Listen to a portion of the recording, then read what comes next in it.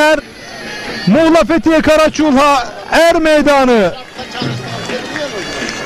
yoğun, dolu ve yağmur yağışından sonra baş pehlivanlar son 16 kurallarını çektiler ve son 16 kapışmasını birazdan yapacaklar. Ekin Türk TV ve Rumeli TV ortak canlı yayın ağındayız. Değerli güreş severler, son 16'dayız.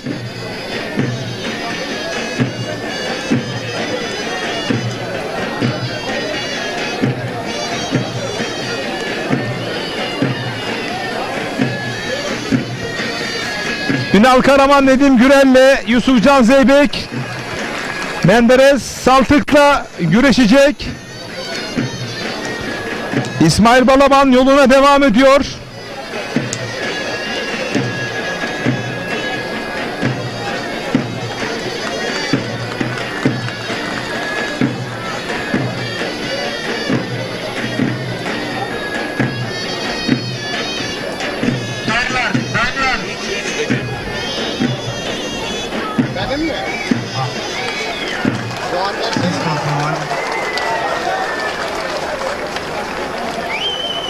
Saygıdeğer misafirler, değerli konuklar, ayak boyu güreşlerinde yarı final müsabakaları.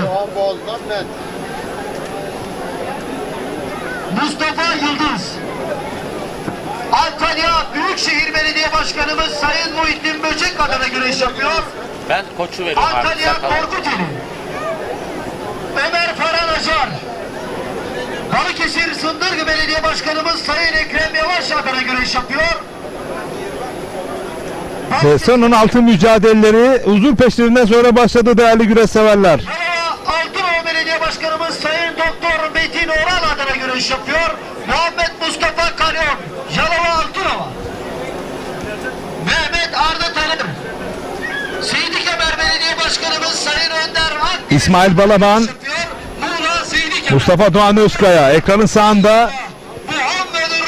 İsmail Koç ve Mustafa Batu mücadelesi. Yusufcan Zeybek Menderes Saltık'ta güreşiyor. Mahalle Muhtarımız Sayın Osman Balcı, Kızılbel Mahalle Muhtarımız Sayın Berat Dalcan, İsmail Balaban'dan bir göğüs çaprazından budama yaptı koltuk altından. Osman Aynur Hamza Köseoğlu uzak kadrajda. Ünal Karaman, Nedim Gürel, Aliyan Atma, Süleyman Başar, Mehmet Yeşileşi, Serkan Sertürk. Son 16 kapışmaları an itibariyle.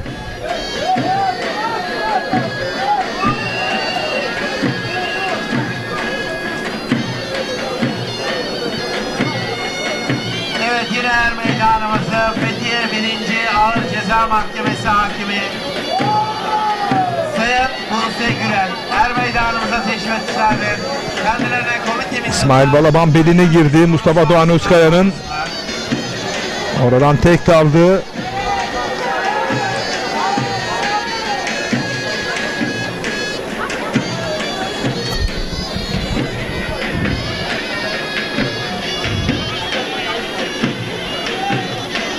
Evet, yine ağırlık koçumuzu bağışlayan Ünlü Celep Sayın Ramazan Muğla Köyceğiz'den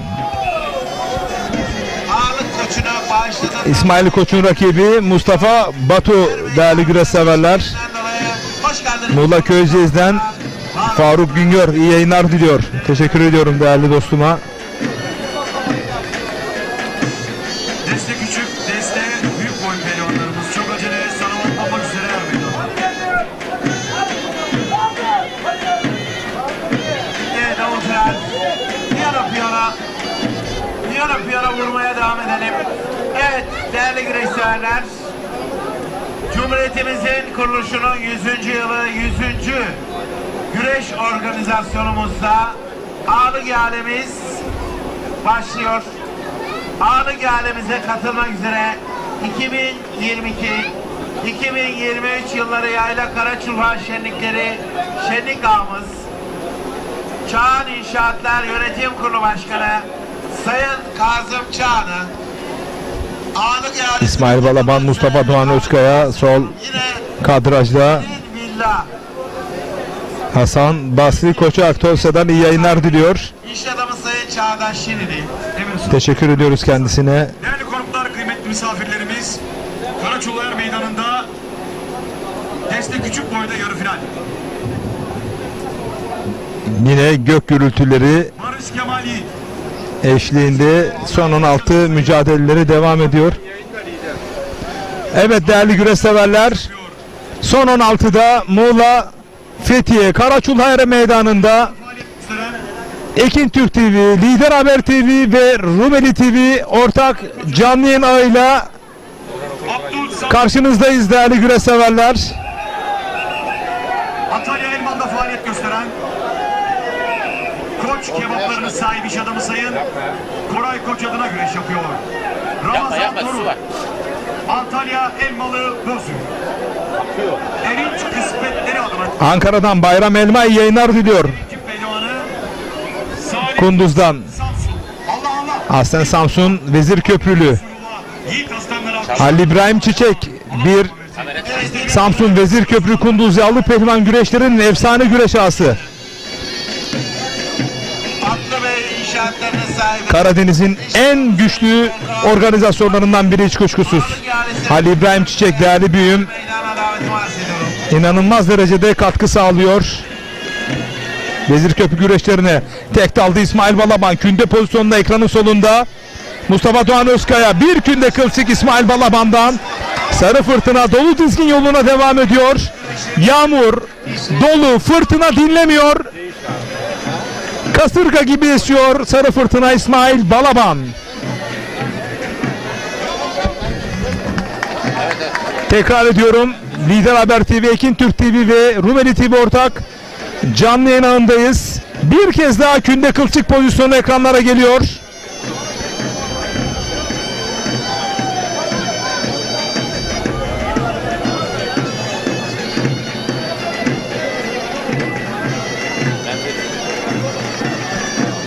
Evet yine ağırlıklarımızı katılmak üzere Naz Otelleri sahibi, Göçek'te faaliyet gösteren Naz Otelleri sahibi genç iş adamı Sayın Mesut Yemin.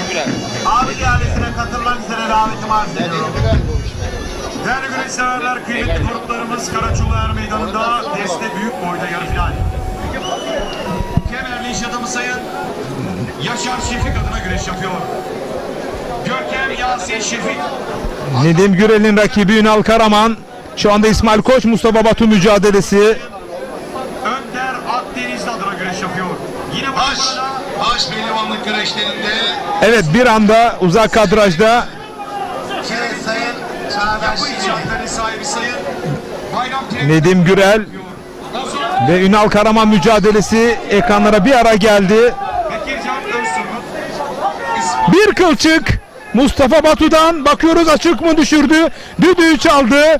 Mustafa Batu açık düşürdü. İsmail Koç'u mağlup ederek adını çeyrek finale yazdırdı İsmail Balaban'dan sonra. yine Korkuteli'de faaliyet gösteren müteahhit Nedim Gürel, Ünal Karaman mücadelesi de yerde devam ediyor. Bakın o da gerdanlamadan, sarmadan Ünal Karaman her an adını çeyrek finale yazdırabilir. Toparlandı Nedim Gürel. Kılçık oyunuyla karşılık vermek istiyor. Ali Uzun Demir adına güreş yapıyor. Yine bugün burada Köyceğiz esnaflarından dönerci Ertuğ sahibi Ertuğrul Güler adına güreş yapıyor. Mustafa Emre Kocabaş, Seydi Kemal Toparlanmak istiyor. Allah, illallah, Muhammedun Resulullah, Yiğit Aslanlar alkışlarla Evet, diyelim maşallah. yine ağırlık ihalesine katılmak üzere yer komisyoncunun sahibi genç iş adamı Sayın Osman Yarı.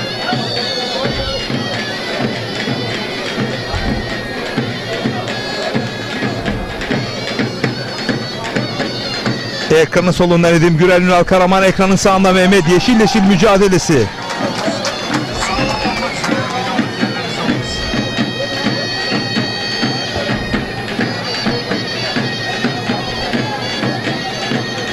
Evet davulcular, Mehter, davulcular. Uzak kadrajda Serkan Sertürk, Mehmet Yeşil Yeşil'i mağlup ederek adını çeyrek finale yazdırdı değerli güreş severler. Nedim Gürel Ünal Karaman mücadelesindeyiz tekrar. Davulcular. Davulcular.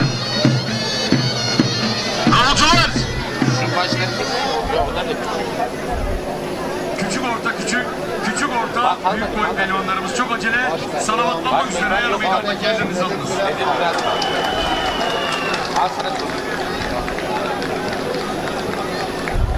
Baş pehlivan. Bir kas kanadı keçi dikmesi arayışı açık düştüğüne Ünal Karaman galip. Nedim Gürel yapmış olduğu oyunu tam anlamıyla yapamayınca o da son 16'da veda etti. Ünal Karaman da çeyrek finalde. Konuklarımız uzun aranın ardından Fethiye'mizde Ataspor güreşimizin ateşini yeniden yakan 2019 yerel seçimleriyle Fethiye'mize belediye başkanı seçilir seçilmez Fethiye'mizde Çeyrek finalistler Fethiye'nin değerine artı değerler katan belli oldu. belediye başkanımız Hemen hemen Ali Yanatma da çeyrek finalde. alkışlarınızla mikrofona da İşte Yenişler bir kez daha ekranlara geliyor. açılış rakamını çok değerli başkanımdan istirham ediyorum. Değerli misafirlerimiz, çok yoğun yağmur altında bugün güreşçilerimizi yalnız bırakmadığınız için sizlere çok teşekkür ediyorum.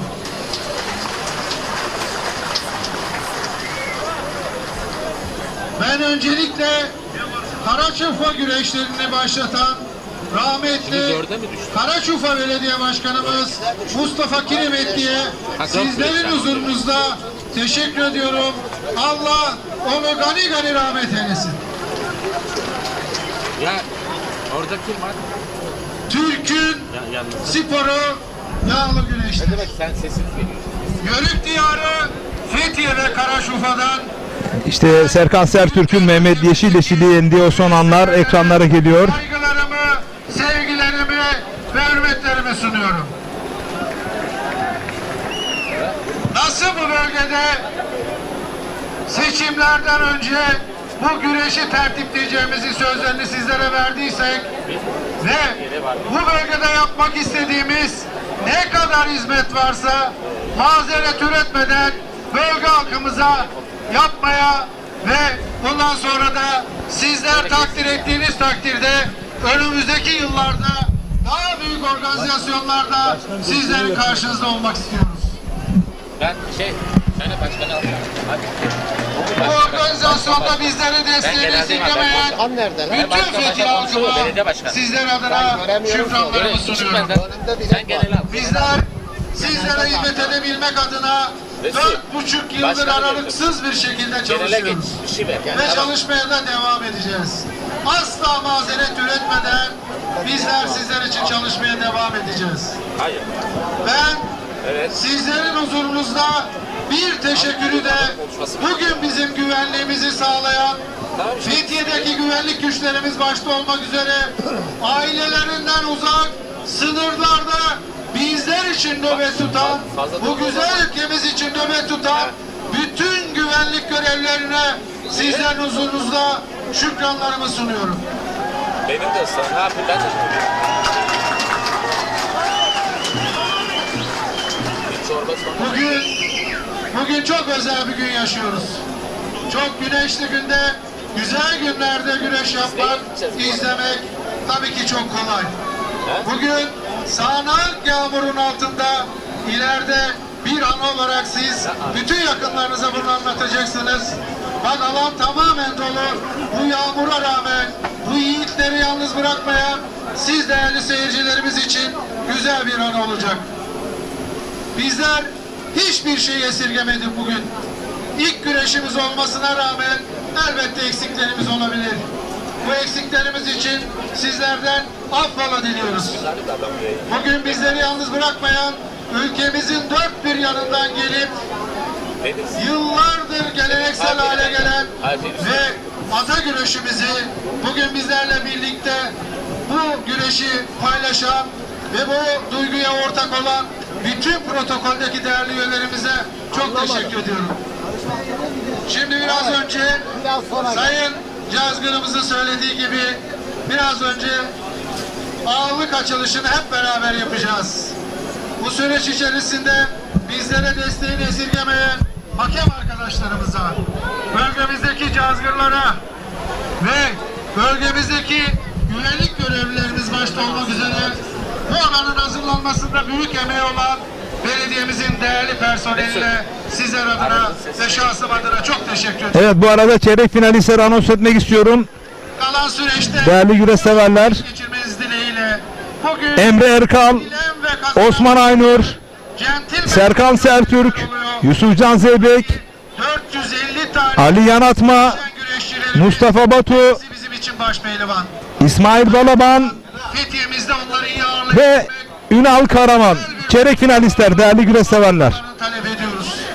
Önümüzdeki yılda daha güzel bir ortamda güreşçi arkadaşlarımızla birlikte tekrar beraber olmak dileğiyle hepinize saygı ve sevgilerimi sunuyorum. Evet, Sayın Alim Karaca, Fethiye Belediye Başkanı duygu ve düşüncelerini paylaştı. Yoğun Evet, yağmura rağmen değerli konuklarımız güreş buradan ayrılmayan güreş severlere teşekkür etti, pehlivanlara teşekkür etti. 48 lirayla başlatıyorum. Evet. Değerli başkanım Sayın Alim Karaca'ya Bu arada alt boyların mücadelesi devam ederken ağırlık ihalesi de başladı. ağırlık rakamını 1.048.000 liraya açıkladığından dolayı kocaman bir alkış istiyorum. Lider Haber TV, Ekin Türk TV ve Rumeli TV ortak canlı yayınıyla ülkemizin 100. yılında ve Türkiye Geleneksel Güreşler Federasyonu'nun faaliyet programı çerçevesinde 100. organizasyonu olan bu yıl Muğla Fethiye Karaçul'a yağlı pehlivan güreşleriyle gün sonunda veda edeceğiz. Bugün burada Kumluoğlu Marketler sahibi Tevfik Yıkıcı adına güreş yapıyor. Evet, birazdan Sayın Başkan'la röportajımız olacak.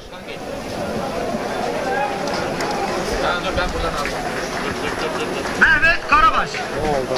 Karadenizli iş adamı. Karver grubun sahibi. Bir zafer Veli adına güreş yapıyor. Muğla Milas. Fethiye sahil lokantalarının sahibi. Fuat Erdemir'in pehlivanı. Bulgan Kabarov. Metin. Başkanın şeyi çalışmıyor. Asret Seydi Kemerli. Antalya Silik Depo'na el gönderen kaynak kömürcünün Basıyor da sahibi iş adamı enerji vermiyor. Cemil Uzunoğlu adına güreş yapıyor. Tamam, Alper tamam. Alan, Antalya Kemer. Evet, Seydi Kemer Belediye Başkanımız Sayın Önder Akdeniz. Evet açtım şimdi açtım. Tamam, tamam açtım. evet, Sayın Başkanımız da canlı yayın kabinimize geldi. Sayın Başkanım, ıslandık biraz. Evet, mikrofonlarımız da ıslandı.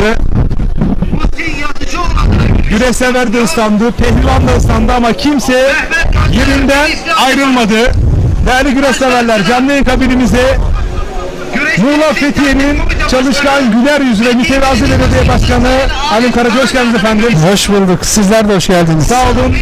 Az önceki yapmış olduğunuz konuşmada hakikaten duygu yüklüydü. Buradaki hiç kimseyi unutmadan teşekkür ettiniz efendim. Buradan bir başlayabilir miyiz efendim? Buyurun. Evet, tabii ki bu bölgede Yörük bölgesi, biliyorsunuz Yörük Türkmen bölgesindeki yağlı güreşler çok sevilir. Evet. Buradaki binlerce insan buradaki güreşlere sizler de gördünüz, teşvik ettiler. Sadece burada değil, ülkemizin çeşitli noktasındaki güreşlere ben de olmak üzere Kırkpınar'da dahil buna birçok güreşlere katılmaya özen gösteriyorum.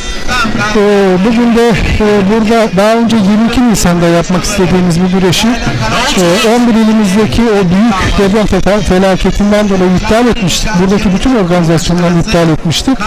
Nasip bugün neymiş? Bugün de bereketiyle geldi güreşçilerimiz. Evet Sayın Başkanım. Onları da çok tebrik ediyorum. Burada sağanak yağmurun altında hepsi güreşçiler. Ondan dolayı da Fethiye halkı adına kendilerine çok teşekkür ederim. Sayın Başkanım, daha 2 gün önce ülkemizin 100. yılında Büyük Önder Mustafa Kemal Atatürk'ün 10 Kasım'da aramızdan ayrılışını en yüksek coşkulu bir şekilde kutladınız. Evet. Oradan devam edin efendim. Buyurun.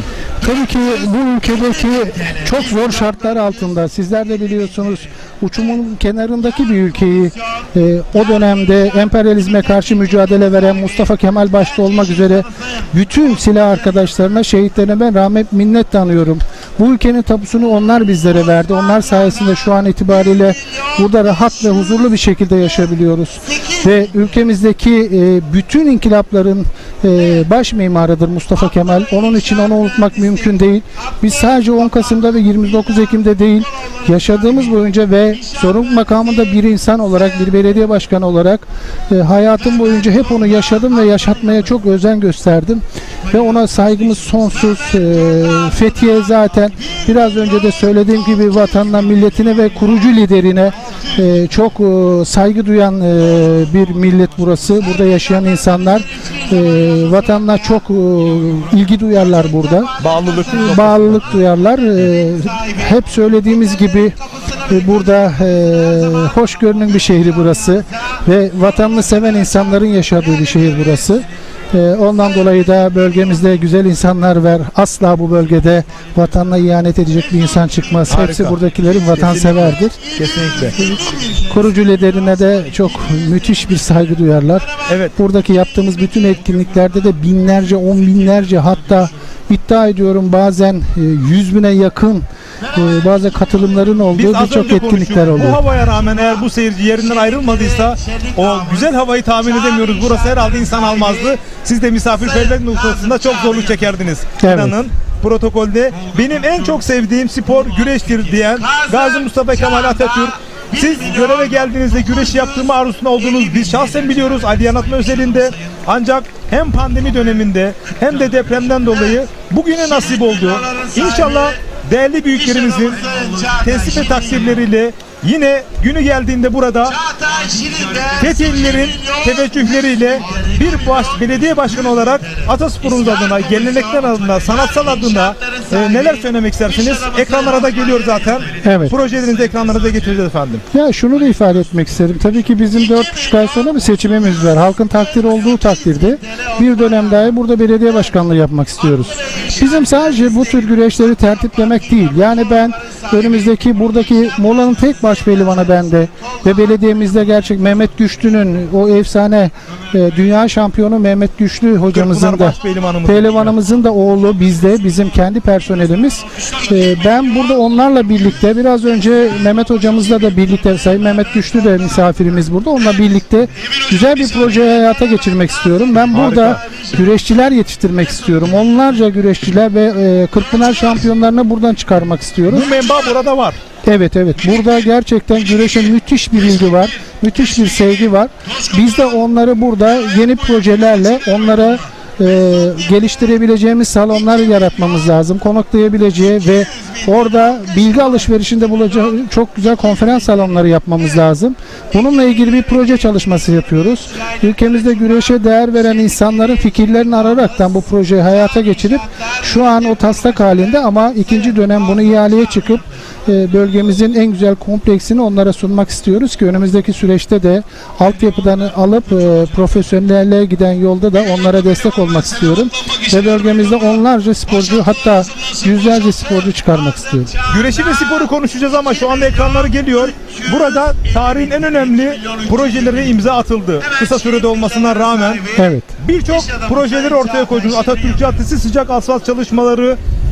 Biz bazı ekranlara gidiyoruz burada ama siz neler söylemek istersiniz? Nerede kaldınız? Nerede devam edeceksiniz? Neler yapıldı efendim? Biz tabii ki bu 4,5-5 yıllık süreç içerisinde talihsiz, tabii ki Türkiye'deki, dünyadaki birçok olaylar yaşandı. Pandemi yaşadık 2 yıl boyunca, bir ekonomik kriz yaşandı ve ülkemizin en büyük deprem felaketiyle karşı karşıya kaldık. Ama buna rağmen hiçbir zaman biz mazeret yüksü üretmeden ülkemizde ve Fethiye'mizde özellikle Fethiye'nin geleceğine yönelik çok ciddi yatırımlar yaptık. Ciddi altyapı ve üst yapı yatırımlar yaparaktan Fethiye'mizin bir 25-30 yılını şu an itibariyle kurtardık. Altyapı üst yapı çalışmalarımız bitti ve bölgemizde Büyükşehir Belediye'mizle ve biz ve elektrik dağıtım firması ADM ile birlikte bugünün birim fiyatlarıyla 3 milyarın üzerinde 3 milyar 600 milyona yakın büyük yatırımlar yapıldı bölgemizde. O da tabii ki Fethiye Turizm Bölgesi, sizler biliyorsunuz. Tarım ayağı daha önce Seydikemer Belediyesi'nin olduğu alan da Seydikemer ilçesi Fethiye bağlıydı. Tarım ayağı orada kaldı. Evet. İlçemiz ikiye ayrıldı ve burası %80'i 85'i turizmle iştigal eden bir bölge ve turizme yönelik de mutlaka altyapı yatırımları yapılması gerekiyordu. Biz de ilgili kurumlarla birlikte işbirliği yaparaktan Fethiye'nin bütün kritik noktasındaki turizm merkezlerinin bütün altyapılarını bitirdik, üst yapılarını bitirdik ve bölgemiz şu an itibariyle bir nefes aldı. Önümüzdeki süreçte de artık üst yapıyla ilgili biraz önce de size ifade ettiğim gibi bu spor kompleksleri yaparaktan bizim birçok sporcumuz var. Dünya boks şampiyonu da benim personelim. Türkiye kürek şampiyonu. Evet, Kubilay Avcı. Türkiye kürek şampiyonu da bizim personelimiz. Çok personelimiz var. Böyle spora ilgi gösteren. Ben de eski bir sporcuyum. Eski bir voleybolcuyum. Ondan dolayı sporun her dalına destek olmaya 4,5 yıldır özen gösteriyorum ve gerçekten ciddi destekler verdik. Ve bugün de sizler de görüyorsunuz, sadece Fethiye Belediyesi olarak değil, bölgemizdeki bu tür organizasyonlara, güreşe değer veren insanların da bugün itibariyle bu organizasyona ne kadar destek verdiği açık ortadadır. Organizasyonumuz baktığınız zaman neredeyse kusursuz olarak gidiyor. Sadece yağmur haricinde. Çok iyi hazırlanmış. Bunu bu yıl 41. organizasyonu yayınlayıp anlatan biri olarak hakikaten tebrik etmek istiyorum. İlk olmasına rağmen çok iyi hazırlanmış, çok iyi tertip edilmiş. Sanırım gizli kahramanlar da burada ekibinize de teşekkür etmek gerekiyor. Tabii çok ki. ummalı bir çalışma yapmışlar. Ve tabii ki buradaki bütün yaptığımız hizmetlerin altında benim emekçi arkadaşlarım var, personelim var. Onlarla birlikte uyumlu bir şekilde çalışmalar yapıyoruz. Birçok organizasyonda çok başarılı geçiyor. Gerçekten yaptığımız projelerde de birçok ödüller aldık. Ülke genelinde ulusal bazda çok ödüllerimiz var bu bölgede yaptığımız. O da tabii ki ekip arkadaşlarımızla ekip olabilmenin bir sonucudur bunlar. Biz arkadaşlarımızla birlikte uyumlu bir şekilde çalışıyoruz. Sadece kendi çalışan personelim değil, Fethiye'de biz birlikte iş yapabilmeyi her yere, Türkiye'ye gösterdik. Buradaki bütün odalarımızla, derneklerimizle hiçbir siyasi partiyle problem yaşamadan, herkesle barışık bir şekilde Fethiye'nin gerçekten geleceği adına, Fethiye'nin yararına olacak projelerde hep beraberiz. Meclisteki arkadaşlarımızla da öyle. Mecliste bugüne kadar aldığım bütün kararların %99'u oy birliğiyle geçti. Harika. O da biz burada birlikte bir şey yapabilmenin gerçekten Türkiye'ye gösterebildik. Ne güzel. Uyumlu bir şekilde gidiyoruz. Hiç kimseye sataşmadan, hiç kimseyle problem yaratmadan, siyasi görüşüne bakmadan, oy verdi mi vermedi mi demeden herkesle kucaklaşıyoruz. Harika, ve bu harika. burada da başarıyı getiriyor. Sayın Başkanım, ben yaklaşık 1,5 ay önce burada Dim Otel'de Mesut Dim değerli büyüğüm yanında misafir olarak 5 gün kaldım. Dolayısıyla güreşsever halk da beni bağrına bastı ve özellikle Türkiye'nin, Avrupa'nın, dünyanın birçok turistleri Fethiye tatile gelirken biz halk olarak daha önce görmediğimiz durumlarla karşı nedir dedim? Halk plajı. Evet. Biz dünya buraya geliyordu ama biz halk olarak plajlara giremezdik ama şimdi Sayın Başkanımız bu noktada bize sahip çıktı Fethiyeliler olarak. Bunu bir geniş perspektifi nasıl değerlendiriyorsunuz? Tabii ki bu bölgelerde çok özel bir işler var. Dünya çapında gerçekten değerli bir işler var ama oranın girişleri çok maliyetli. Oradaki bir günde bir şahıs 1500 liradan aşağı çıkamaz o bölgede. Ama biz buradaki emekli vatandaşlarımızı ve sosyoekonomik yapısı zayıf insanları da düşünmek zorundayız. Ondan dolayı seçimlerden önce ben 2 tane halk plajı açacağımı sözünü vermiştim ama 3.'yü açtım şu an itibariyle. Aynı zamanda halk evleri, halk belediye kafeleri var. Orada da çok uygun fiyatla çayı Ben söyleyeyim 1 lira çayla. Çay 1 lira ve dünyanın en ucuz yeri diyebilirim. Çünkü burada sosyal belediyecinin gereğini yapmak zorundayız biz. Sadece Şu burada kapalı spor salonu Değirmenbaşı sanırım yeşil. evet orası Bahsettiğiniz sportif tesisler burası mı olacak sanırım? hayır başka yerde Taşyaka bölgesinde 10.000 metrekarelik bir arazi var. Onun üzerinde biz Fethiye Belediye Spor Tesisi farklı. onlar farklı. Bunlar evet. bizim şu an hayata geçirdiğimiz projeler ama bundan sonra yeni proje çalışıyoruz. İhale edip onu hayata geçireceğiz. Aşamada, tamam, proje aşaması. Fethiye'mizde çok farklı şeyler. Aşevler yapıyoruz. Alzheimer merkezleri yapıyoruz. Otizm merkezi yapıyorum şimdi. Burada tavuk çiftlikleri kuruyoruz ki oradaki yumurtaları ihtiyaç sahibi bütün ana sınıfındaki öğrencilerimize ücretsiz dağıtacağız. Burada da dediğimiz gibi 41 bin aileye yardım yaptık. Sosyal belediyeciliğin gereği neyse onu yapmaya devam ediyoruz biz. Harika. Son olarak Sayın Başkanım, baş pehlivanlar birazdan çeyrek final kuralları çekecekler. Halkla iç içesiniz. Evet. Halktan bir birey olarak sokakta çok rahat gezebilen birisiniz. Bürokratik anlamda böyle topal yürütülüp de ben evet 100 proje yaptım ama içimde kalan bir proje var. İnşallah teveccühleri doğrultusunda Fethiye'lilerin yine başkan olduğunda o projeyi mutlaka yerine getireceğim dediğiniz bir proje var mı efendim? Son olarak Yani şimdi burada bir vatandaşlarımız adına onların çok talebi vardı. Burada bir düğün salonları istiyorlar bu bölgede. Ama bazen biz bunları hayata geçirmekte problemler yaşıyoruz. Çünkü bu ekonomik krizde ihaleye çıkıyorsunuz. Maalesef ihaleye çıkmana rağmen müteahhit bulamıyoruz. Girdiler her gün arttığı için o fiyata alma şansları yok bunları. Bir de biraz önce dediğimiz gibi yaşlı bakım merkezi yapmak istiyorum burada. Aynı zamanda kimsesiz çocukları yararına rehabilitasyon merkezi yapmak istiyoruz ve bunun neredeyse %80'i hibeydi. Bu hibesini de buldum. Bundan 2,5-3 yıl önce çok güzel bir fotoğraf sanırım. Gençlerle iç içe devamlı. Hep onlarla beraberiz. Zaten ben tek başıma gezerim. Arkamda hiç koruma göremezsiniz. Sadece bir tane şoförüm vardır. O da bazen çok yoruluyoruz. Kaza yapmamak adına onları yapıyoruz. Yanımda taşıyorum. Dediğimiz gibi mesela burada kimsesiz çocuklar yararına bir rehabilitasyon merkezi yapmak istiyorum. Yer tahsisi aldığım takdirde hibesini de buldum. Bunu yapmak için tabii mücadele veriyoruz. Burası turizm bölgesi, fuar merkezi yok. Fuar kongre merkezi yapmak istiyorum. Onunla ilgili de Büyükşehir Belediye'mizle görüştük, anlaştık. Parası da hazır ama yer temini konusunda biraz sıkıntılar çekiyoruz. Onu da önümüzdeki süreç içerisinde yer tahsisleri alabildiğimiz takdirde bu iki proje çok önemsiyorum. Bir de yaşlı bakım merkezi var. Bu üç proje hayata geçirebildiğim takdirde gerçekten bölge adına çok katkı sunacağız ve sosyal belediyeciliğin gereğini de dediğimiz gibi kimsesiz çocuklar yararına yapılacak bir rehabilitasyon merkezi ve yaşlı bakım merkezleri. Tabii ki bunları düşünüyorum. Bunları yapmak istiyorum. Umarım tekrar aday olduğumuz takdirde, halkın takdir olduğu takdirde ikinci dönemde bunları hayata geçirmek istiyorum. İnşallah diyelim. Halim Karaca Sayın Başkanım, yüreğinize sağlık. Baş pehlivanlar birazdan çeyrek final kurallarını çekecekler.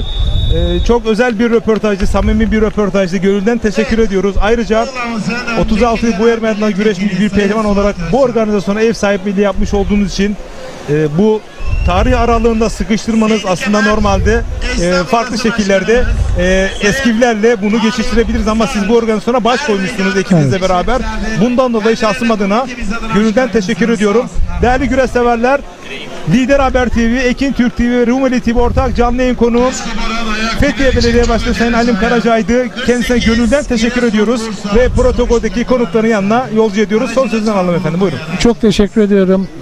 Önümüzdeki etkinliklerde de sizlerle beraber olmak isterim. Fethiye'de etkinlik bitmiyor. Hatta yeni gelen kaymakamımız dedi ki ya her gün bir etkinlik var. Nasıl bir ilçedir burası dedi. Burası böyle. Burası çok sosyal bir yer. Son olarak Sayın Başkanım, Fethiye'nin ileri gelenleri, STK'lar, toplum kuruluşları ve ileri gelenlere bakıyorum. Hepsi burada sponsorumuz var ve sizin bu gücü yoğunluğunuzu hafifletmişler, omuzlamışlar. Onlar da elbette. Bu onlar adına özel bir cümle kurmak istedim. Tabii ben başta da dedim. Ben Fethiye'yle ve buradaki bütün STK'larla barışık bir insanım.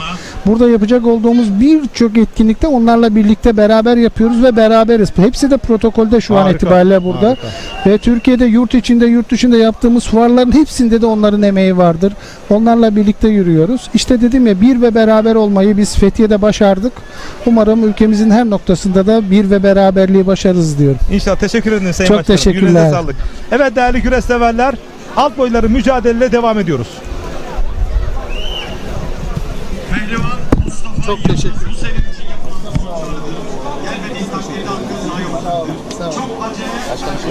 Kolay gelsin. Sağ olun.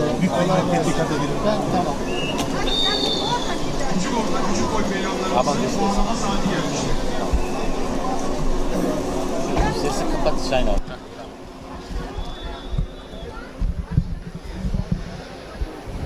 Evet değerli güreş severler, alt boylarda da çeyrek finaller, salınımlar yapıldı. Birazdan da baş pehlivanlar çeyrek final için kurallarını çekecekler. Muğla Fethiye Belediye Başkanı Kıymetli konuklarımız, Sayın Alim Karaca çok özel açıklamalarda bulundu. Kel emlaklarının sahibi iş adamı sayın. Evet başkanım. Sayın Ali Karaca'yı protokol. Bucak Ali Baba çiftliğinden selamlar demiş. Tokat Tozlu. Sual Yılmaz. Evet Avcılar. Belediye Başkanımız sayın. Ekrem Yavaş adına güreş yapıyor. Yine bugün burada ata avcılıklarının sahibi Gülen Ata adına güreş yapıyor. Balıkesir Sındırgı. Ayak boyunda final. Teşekkürler. Antalya Büyükşehir Belediye Başkanımız Sayın Muhittin Böcek. Ben tuvalete gidiyorum. Genelde Yıldız. Gel. Aya Korkucu. Küçük orta büyük pehlivanlarımızın puanlama saati gelmişti. Onu genelde çak. Zeydi Kemer Belediye Başkanımız Sayın Bayram Önder Akdeniz adına güreş yapıyor. Genelde onu tak. Mehmet Arka evet. Büyük orta pehlivanları. İllallah. Muhammed Resulullah. Yiğit aslanlar almışlarla diyelim maşallah. Allah kırmalı. Büyük orta pehlivanları kura çekmek için çok acele kura çekim yerine. Büyük orta pehlivanları çok acele kura çekim yerine. Güreş ağımız 3 milyon liraya ağırlık iadesini alan Çağan İnşaat Yönetim Kurulu Başkanı 2022-2023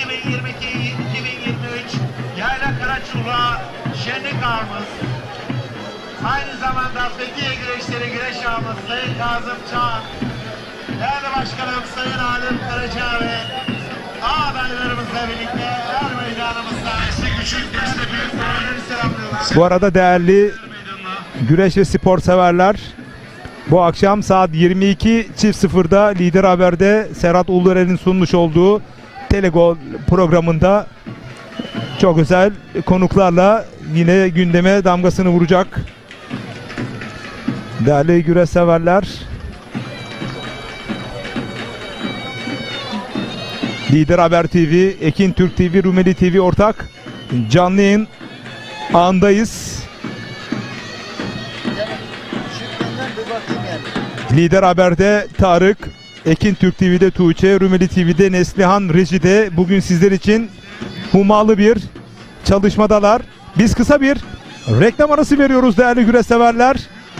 Daha sonra tekrar Muğla, Fethiye, Karaçulha Er Meydanı'nda birlikte olacağız. Bizden ayrılmayın. 2022-2023 Yayla Karaçul'a şenlik ağımız.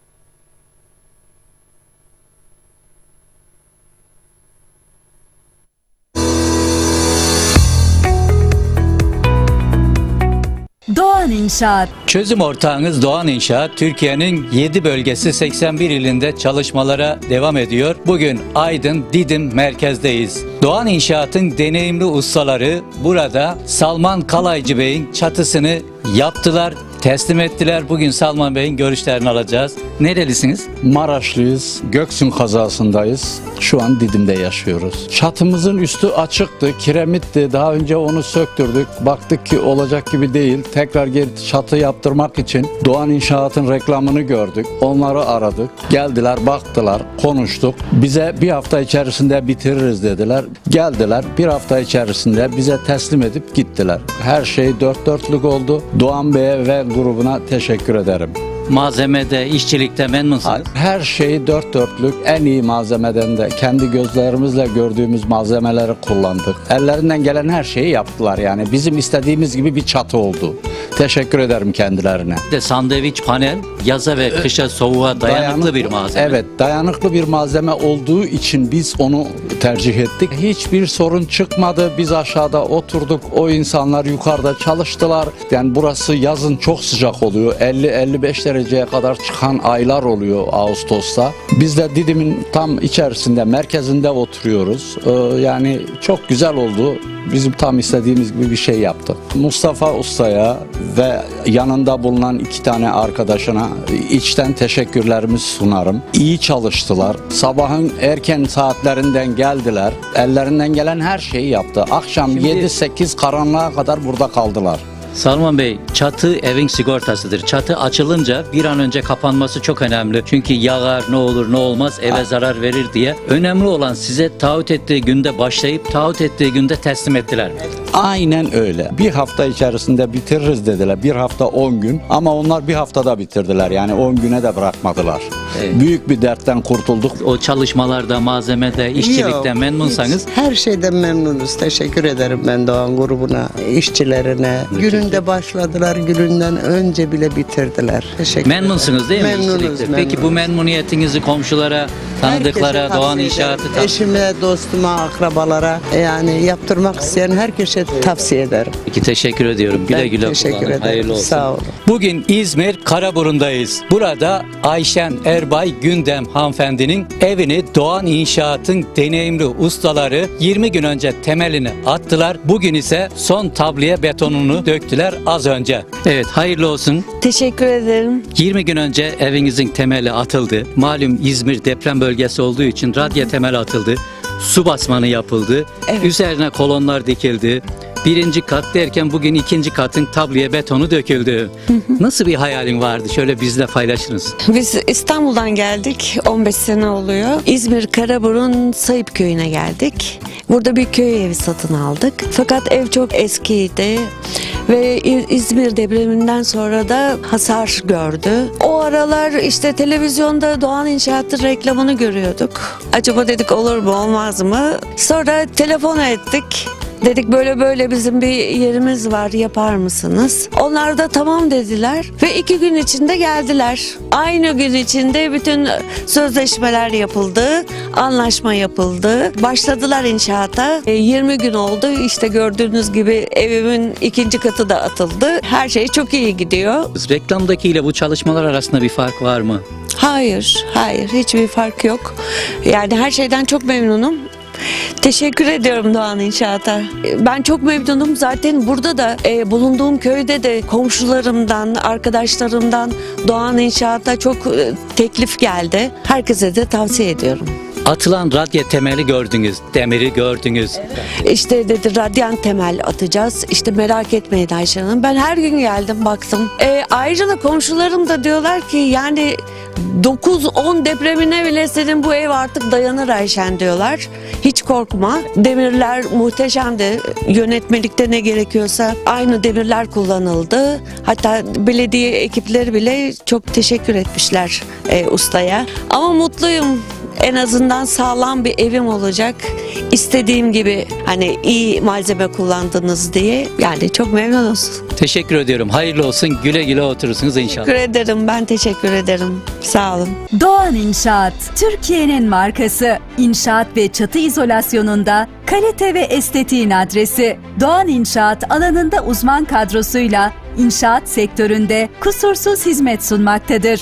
Doğan İnşaat, Türkiye'nin 81 ilinde hizmet veren çözüm ortağınız. Bina, villa, köy evi, tadilat, tamirat, dış cephe, ısı yalıtımı, mantolama ve pergole işlerinizi temelden çatıya kadar inşa ediyoruz ve yeniliyoruz. Sıfır çatı, çatı tadilatı ve tamiratı, kiremit, sandviç, panel, saç, trapez, lambiri, seramik ve villa tadilat dekorasyon işlerinizi kaliteli malzemelerle en kısa zamanda profesyonel ekibimizle gününde ve zamanında teslim ediyoruz. Kalitenin, sanatın ve güvenin adresi Doğan İnşaat size bir telefon kadar yakın. Hemen arayın 0532 310 68 52.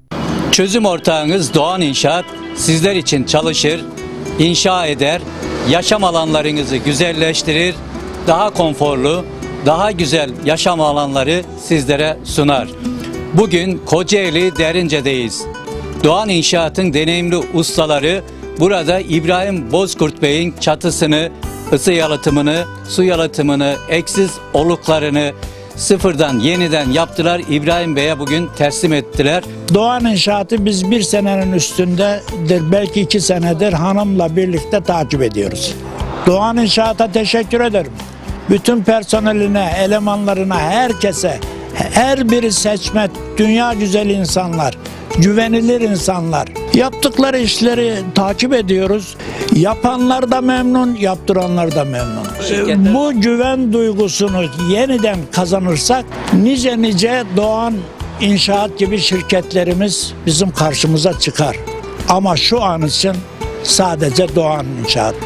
Memnunsunuz. Her birine ayrı ayrı kucak dolusu sevgilerimi gönderiyorum. Malzemede, ustalarda, çalışmalar. Malzemelerde, ustalarda, verilen sözlerde en küçük bir gecikme yok. Her biri sağ olsun, her biri de mesleğinin ehli insanlar. İşin ehli insanlarını bulmuşlar, getirmişler, şirketini kurmuşlar, adamlar çalışıyorlar. Her biri sağ olsun. Ben çok memnunum. Güle güle oturun, hayırlı olsun Çok tekrar. teşekkür ederim. Allah ne isteğiniz varsa kabul etsin. Yolunuz açık olsun. Ben şahsen Doğan İnşaat'tan memnunum. İş yaptıracak olan herkesi Doğan İnşaat'a davet etmek isterim. Doğan İnşaat'ı çevredekilere, tanıdıklara tavsiye eder misiniz? Elbette tanıdık tanımadık herkese tavsiye ediyorum. Biz reklamınızı Avrupa'dan bu yana hep izliyoruz. Bugün arayalım, arayalım derken bu zamana kısmetmiş.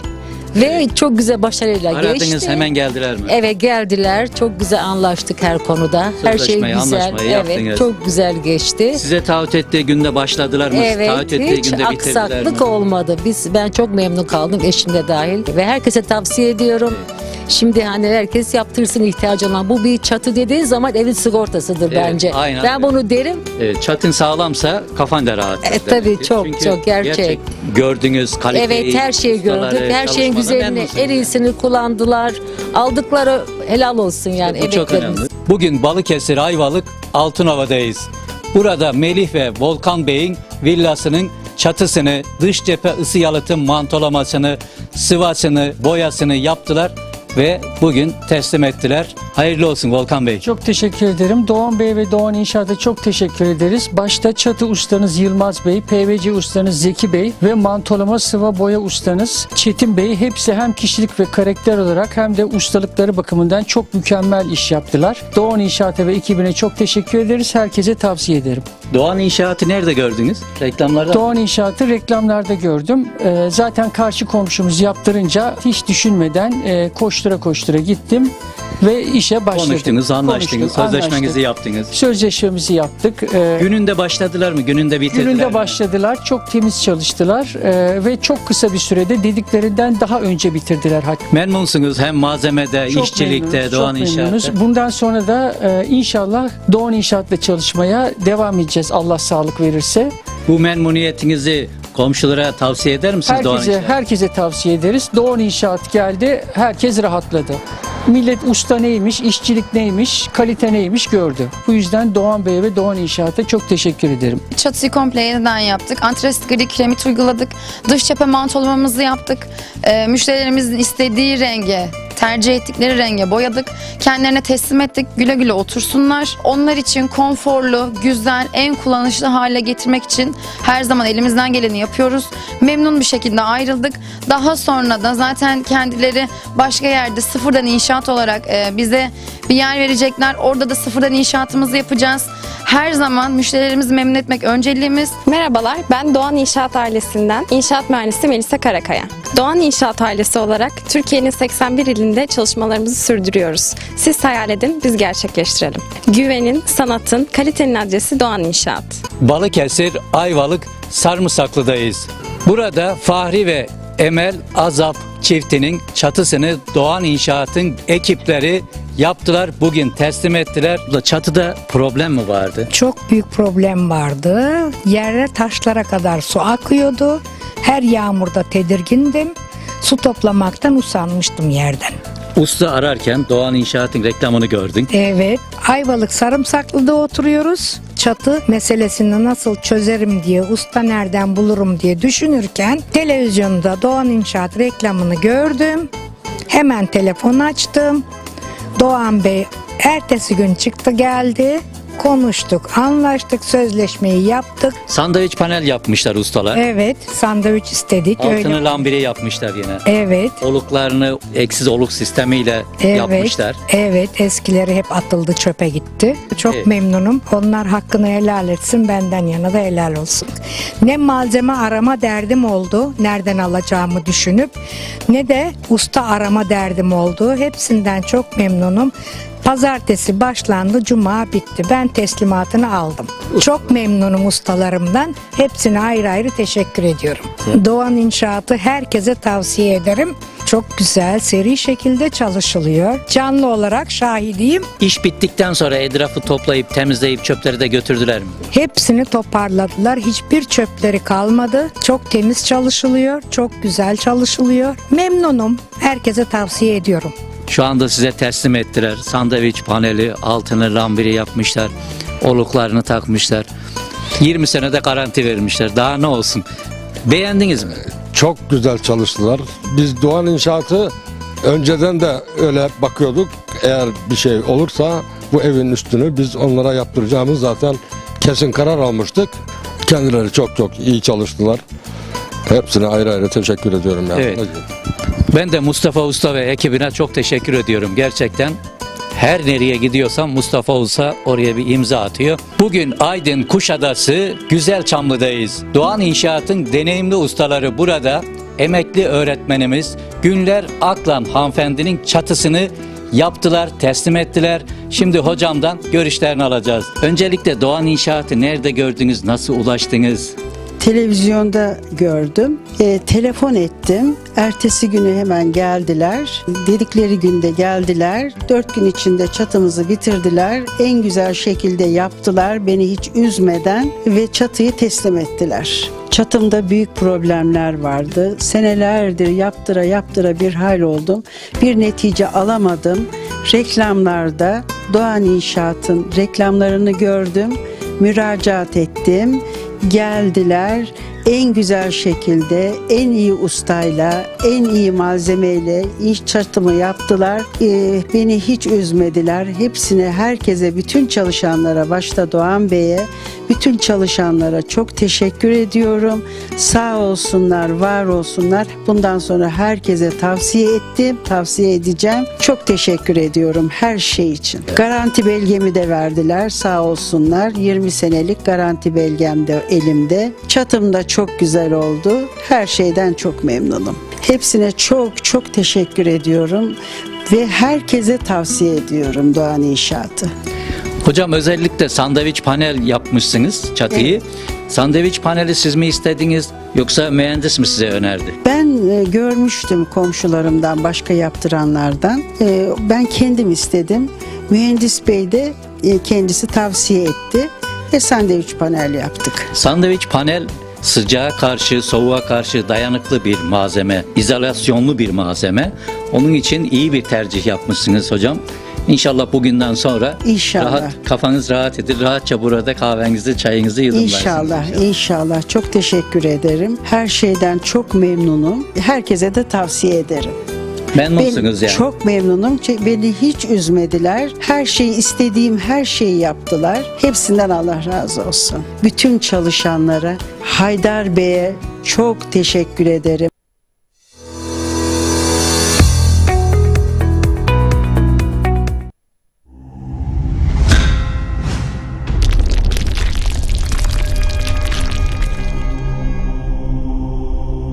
Bizi izlemeye devam edin. Hocalar meydanda.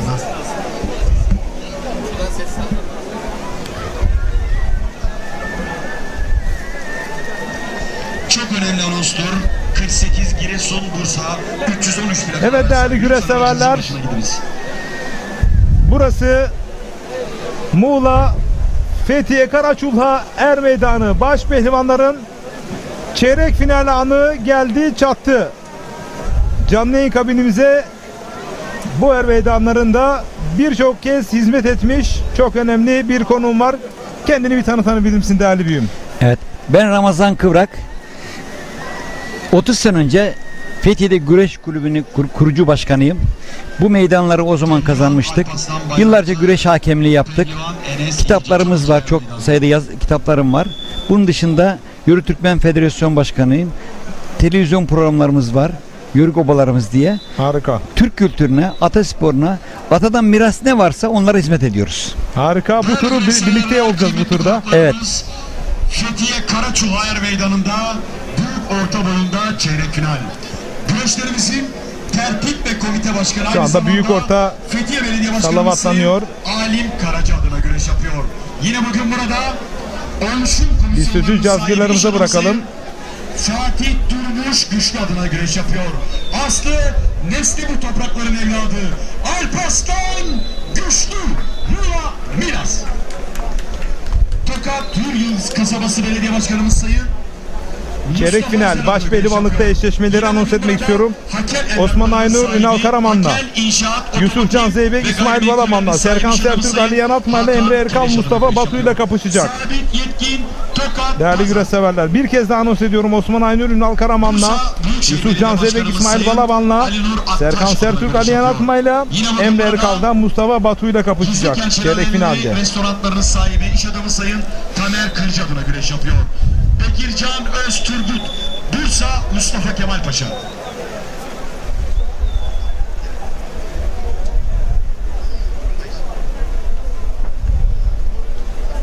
Ali Cansev, Beymelek Demre, Garadereli Komisyon ve Garadereli Export sahibi iş adamı Fatih ve Abidin Karakuş adına güreş yapıyor. Hasan Can Güzeller, Büyük ortalar salavatlanırken şöyle Fethiye'nin güreş geçmişinden anılarını alabilir miyiz değerli büyüğüm? Bu güreşler Ramazan Çatal adına yapılıyor. Ramazan Çatal Karaçukalı. Evet. Ordu arası dünya şampiyonu. Şahmurodoğu Rus güreşi yenen adam.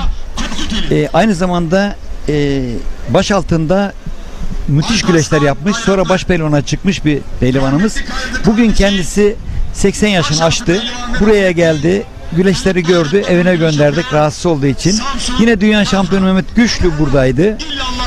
Karaçu'da bizim 30 senedir güreşler yapıyoruz. Geçmiş belediye başkanlarımızın Mustafa Kiremit, Yusuf Çağrı hep bu Trankovancı güreşler yaptı ama aşağı yukarı 20 yıla yakındır da sahilde güreş yoktu. İlk defa yapılıyor 20 yıldan beri güreşlerimiz. Yaylada oldu mu Karaçu'da yaylada? Yaylada çok güreşler oldu. O güreşlerde çok güreş hakemliği yaptık, yönettik. Aklına gelen büyük pehlivanların tamamına yakını Karaçu'da güreşti. O zamanlar müthiş güreşlerimiz olurdu. Sonra büyükşehir yasasından dolayı belediyeler azalınca bizim iş şeye kaldı ama Fethiye Belediye Başkanı Alim Karaca Fethiye güreşi getirerek yıllardır devam eden Karaçu geleneğini sürdürdü. Bu güreşler bizim için çok önemli. Niye önemli biliyor musun? Her ana pehlivan doğurmaz. Aynen öyle. Pehlivanlar sırlandığı zaman cazgır boyuna, yaşına, memleketine, başarısına göre saldığı zaman alkışlar peşrev çekerek peşrevde alkışlar yapılır. Bu bir ahlak sporudur. Töre sporudur. Kıbleye dönersin, yere elini vurarsın, alnına götürürsün, öpersin. Toprağa gideceğiz dersin. Yenişmelerde alkışlanmaz. Rakibini yendiğin zaman rakibini yerden kaldırırsın. Yaşı büyükse elini öpersin. Bu bir ahlak sporudur. Bir töre sporudur. Türklüğün yiğitliğini, İslam'ın ahlakını bu güreşlerde görebilirsiniz. Aynı zamanda bu güreşler hayır için yapılan spordur. Evet. Türkiye'de başka bir spor da yoktur. Cami yaptıran, okul yaptıran, yol, köprü, hastane yaptıran bir spor da yoktur. O açıdan da önemli. Yine İslamiyet'e uygun göbekle diz arasının kapalı olması da inancımıza da uygun. Nereden baksan Türk güreşi hem İslam hem Türklüğe uygun. Tam uyan bir spor. Binlerce sporcunun güreştiği, 10 binlerin izlediği, milyonların televizyonda izlediği, 10 binlerin bu meydanda izlediği bu güreş sporunun devam etmesi lazım. Öbür türlü hep bizim zorumuza giderdi. Adam pimpon oynardı ya da 2 kişi oynardı, 5 kişi seyreden sporları televizyonlar canlı veriydi. Yani yüzlerce, binlerce güreşti dedi, milyonların seyrettiği güreşi vermezlerdi. Ama son yıllarda televizyonları vermeye başladı. Bizi mutlu etti bu. 20 sene önce, 30 sene önce ben televizyon programları yapardım. Mikrofona kasetten veriydik. Şimdi çoğaldıkça artık herkesin evine gidiyorsun. Herkes bir pehlivanı takip ediyor. Hemşerisini takip ediyor. Evet. Gelişmeleri takip ediyor. Artık halk da teknikleri öğrendi. Bu da tabii hakemler için zor bir şey. Hakem hile yapamayacak çünkü halk da biliyor seyreden kuralları. O nedenle Türk güreşi Türklükle birlikte kıyamete kadar yaşasın istiyoruz. Bir de şu var. Tarih boyunca Türkler insanla insanı güreştirmiştir, hayvanla hayvanı güreştirmiştir. Ama Batı arenalarda insanlarla insanları, hayvanlarla insanları, hayvanlarla hayvanları dövüştürmüştür. Onlar kan dökmüştür. Bugün de Filistin'de, Suriye'de, Irak'ta kan dökmeye devam ediyorlar. Ama Türk'te spor vardır, akıl vardır, fent vardır. Bunu da ister deve güreşi yap, deve güreşinde ayrıcılar vardır. Devenin kaçması, bir oyun yapması galibiyettir. Birbirine zarar verilmez. Yine boğa güreşinde öyle, at yarışında öyle, yağlı güreşte öyle. Bizim spor, atasporları spor için yapılır. Ama Batı dövüş için yaptırır. Böyle bir farkımız var. Böyle bir farkımız var. Bu farkı da milletimizin bilmesi gerekir. Yani Batı ile bizi ayıran önemli meseleleri bilmesi gerekir. Yine bugün 64 tane baş pehlivanı bu meydanlara geldi. 500'ün üzerinde pehlivanımız güreş tutuyor. Evet. Bu bizim Fethiye'miz için, Karaşov'umuz için gurur verici bir şey. Yağmura rağmen dağılmadılar. Bütün seyirciler kapalı alanda. Tabii bu kapalı alan hazırlayan belediyemizi de, başkanı da kutlamak istiyorum. Gece de sürse, sabaha da sürse bu köylü güreşi yetiştirmiş bir köydür. Dolayısıyla güreşi terk etmezler. Evet, bu arada Antalya Serik Halaoğlu Köfte Piyaz İsmet Katlanır ve çok değerli Alanya Belediye Başkanı Sayın Adem Murat Yücel ve Kestedi Mehmet, değerli büyüğümüz, her meydanda güreşen tüm pehlivan kardeşlerimize başarı dileklerinde bulunuyor. Allah derman versin dileklerinde bulunuyorlar. Kendisilerine sonsuz şükran ve saygılarımızı yolluyoruz. Evet, şimdi de baş pehlivanlar çeyrek final için anons edilecek. Evet. Yağmura rağmen güreş severler yerinden kalkmadı. Kalkmadı, kalkmaz. Eski güreş, biz geceleri sabahlar güreş yaptık. Kemer'de güreşte miydin bu sene? Bu sene gelemedim, başka televizyon programlarım vardı. İnanılmaz bir seyirci evet, vardı. Vardı. Muğla Köyceğiz'de de öyle. Bu bölgede güreş demek ki çok seviliyor. Atasporu. Bu bölge Yörük bölgesi. Bu bölge Türklüğün bölgesi. Yörük demek zor şartlara dayanabilen demek.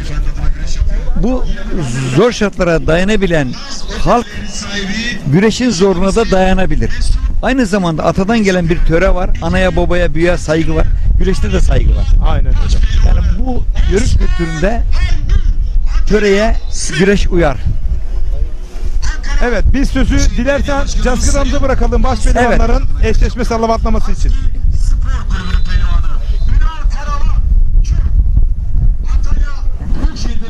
Ben gideyim. Ben komitedeyim, orada çalışırım. O zaman sana gönülden teşekkür ederim, veda ederim çünkü protokolde konuklarım var. Evet. Sözlerini alalım. Son sözüm şu. Nerede güreş duyarsanız duyun. Cazgır pehlivan, pehlivan. Hispetli beline, besmele diline, haydi pehlivan meydan yerine dediği zaman sizler de er meydanlarında olun. Teşekkür ederim. Sağ olun. Sizlere de teşekkür ederiz. Varsınız. Sağ olun. Sağ olun. Renk kattınız. Sağ olun. Yine bugün burada Yar Komisyon, Yar İnşaat Limited şirketleri sahibi genç iş adamı Sayın Osman Yar adına güreşiyor. 2013-2017 yılları tarihi Kırkpınar baş pehlivanı. 2023 yılı tarihi Kırkpınar baş pehlivan finalisti İsmail Balaban, Antalya Elmalatçay. Göcek'te faaliyet gösteren Naz Otelleri sahibi iş adamı Sayın Mesut Dim adına güreş yapıyor. Yine bugün burada Mert Mermerlerinin sahibi iş adamı Sayın Mustafa Armağan Gökmen adına güreş yapıyor. Antalya Büyükşehir Belediyesi'nin pehlivanı Serkan Serttürk, Antalya Elmalı. Güreşlerimizin tertip komite başkanı, aynı zamanda Fethiye'mizin deyim yerine ise yeni mimarı. Fethiye Belediye Başkanımız Sayın Alim Karaca'nın göz bebeği. Yine bugün burada Şirin Buğra Villaları İnşaat Yapı Marketleri sahibi genç iş adamları Sayın Çağatay Şirin, Sayın Ömer Buğra adına güreşiyor. Aslı, Nesli bu toprakların öz evladı. Bugün burada tüm Fethiyeliler adına güreşiyor. Ali Yaratma, Fethiye. Antalya Büyükşehir Belediye Başkanımız Sayın Muhittin Böcek Beyefendi adına güreş yapıyor. Yine bugün burada Böcek'te faaliyet gösteren Dim Otelleri sahibi iş adamı Sayın Mesut Dim adına güreş yapıyor. Mustafa Batu, Antalya Odabaşılar. Antalya Kemer'de faaliyet gösteren Serdaroğlu Otomotivlerinin sahibi Tuncer Tosun adına güreş yapıyor. Emre Erkal, Antalya Kemer. Bu taraf şöyle. Allah Muhammedun Resulullah. Haydi bizi seyircim. Öperim ellerinizden. Baş pehlivanlarımıza çeyrek finalde hep beraber alkışlarla diyelim maşallah. Allah devam versin. Evet değerli güreş severler, baş pehlivanlar özelinde çeyrek finalde Allah Allah nidalarıyla salavatlandı. Yağmur altında 15 santigrat derecede soğuk bir hava ve Muğla Fethiye Karaçula Er Meydanı'nda Ekin Türk TV ve Rumeli TV ortak canlı yayınında.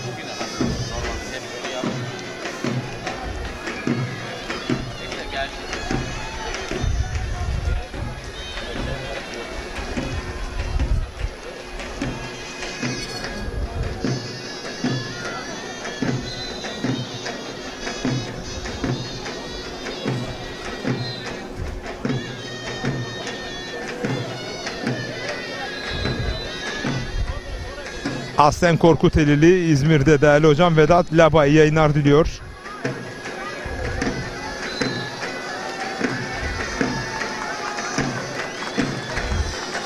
Balıkesir Gönen'den Gönen güreşlerinin oluşmasında 40 yıl önce omuz verdi sağlıkçı İbrahim abimiz. İyi yayınlar diliyor. Güreş bağımlısı olarak herkese selamlar, pehlivanlarınıza başarılar demiş. İbrahim Erdal Arcan değerli büyüğüm. 40 yıldır atasporumuz güreşin her zaman yanında ve başında.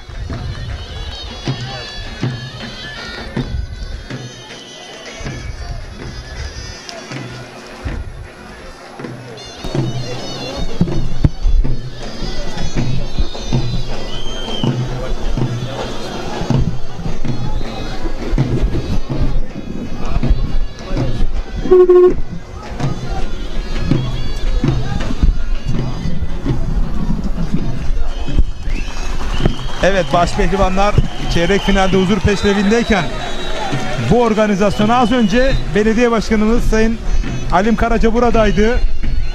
Bize destek oluyorlar, yükümüzü hafifletiyorlar. STK'lar, toplum kuruluşları, ileri gelenler, iş adamları, iş insanları, bu bölgeye gönül verenler dedi. İşte onlardan biri değerli Mesut Dim büyüğümüzün mahtumu Mithat Dim canlı yayın konuğum. Hoş geldin Mithat. Hoş bulduk Recep abicim. Fethiye'mize hoş geldiniz. Teşekkür ediyorum. Hoş geldiniz. Burası bize ayrıca bir huzur veriyor. Huzurun başkenti dedim değerli güreş severler. Hakikaten burası apayrı bir hava söz konusu. Ama ben değerli yönetmenime rica edeceğim. Bir fotoğrafımız var. rica edeceğim, onu ekranlara getireceğiz. Bakın atasporu güreş öyle bir sevda ki atadan, dededen, ezelden gelir. Ağalık da öyle, beylik de öyle, güreş sevdalığı da öyle. İşte ekranlara geldi. Mithat, Orhan Okulu ve Ramazan Bircan. Evet. Ve ortada merhum deden. Bir bahseder misin kendisinden? Şöyle bir adım satalım ve rahmet dileyelim. 1944 Ekranı ikiye doğumlu. bölerek alabiliriz değerli öğretmenim. Evet. Kendisi güreş aşığı dediğiniz gibi. Bu yörenin insanının tamamında zaten bu var. En popüler spor olan futboldan bile yağlı güreş burada önde gelir her zaman. Bugün burada Galatasaray-Fenerbahçe derbisi olsa da herkes burada olurdu. Gerçekten yağlı güreşe verilen değer, önem burada bu şekilde ortaya çıkıyor. Zaten bu hava şartlarında, bu koşulda burada herkesin stadı tribünleri terk etmeden ve yağmur yağışının belli olmasına rağmen bu tribünlerin ona özel kurulması. Buradan önce Alim Başkan'a çok teşekkür ediyorum. Ali Yanatma'ya çok teşekkür ediyorum. Günlerdir burada bir mücadele verdiler. Evet, kendi özelimde de evet teşekkür ederim dedemin fotoğrafı için. Bir kenara bir alabiliriz değerli öğretmenim. Şöyle iki ekran kalsın. Şöyle kenara alalım. Onun özel bir hikayesi var. Dedem evet. Seni böyle arayıp böyle değerli güreş severler. Fenerbahçe Galatasaray arasındaki derbiler var ya, skorlar, yıllar, tarihler, atılan goller. Bu şekilde bir çeteresi vardı. Sana tabii tutturdu. Çeteresi var. Evet. Her sene güreş takvimi, yağlı güreş takvimi açıklandığında A4 boyutundaki kağıtlara ilk güreşten son güreşe kadar tamamının listesini çıkarırım. Teslim ederim sezon başında. Hepsinde kimin kazandığı, hangi güreşi kimin puanlamada kazanıp kazanmadığı ya da yenişten bitti. Hepsinin not alır, hepsini şey yapar. Sezon sonu kendisi değerlendirir. Aynı sizin gibi, sanki bir yağlı güreş spikeri gibi, spor yorumcusu gibi. Bir de ihtiyarlar heyeti diyorum ben onlara. Kendi yaş ona grubunda. sorduğunda ne cevap verirdi sana? Bu güreş aşkını. Çok geçmişe dayanıyor.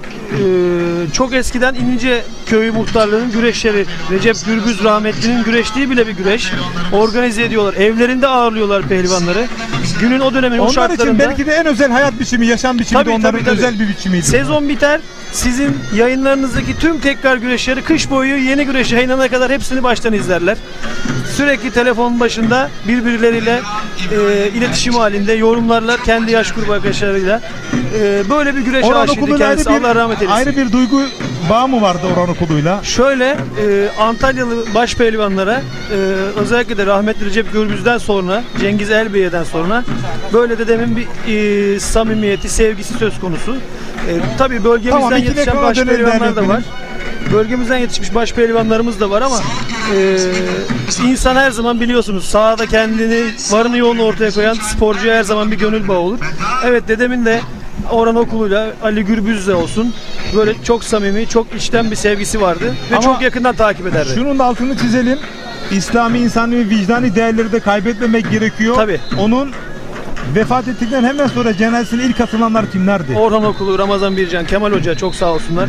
Yani dedemin telefonda birebir güreşten sonra arayıp tebrik ettiği ya da işte hani oğlum bugün olmadı daha iyi olursun diye telkinde ve tesellide bulunduğu ne kadar başpehlivan varsa sağ olsunlar.